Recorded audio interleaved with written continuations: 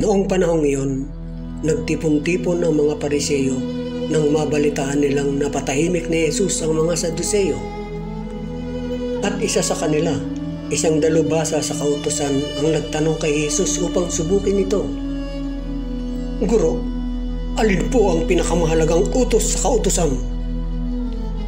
Sumagot si Jesus, "Ibigin mo ang Panginoon mong Diyos ng buong puso, ng buong kaluluwa, at ng buong pag-iisip. Ito ang pinakamahalagang utos. Ito naman ang pangalawa. Ibigin mo ang iyong kapwa gaya ng iyong sarili. Sa dalawang utos na ito nakasalalay ang buong kautusan ni Moises at ang turo ng mga propeta."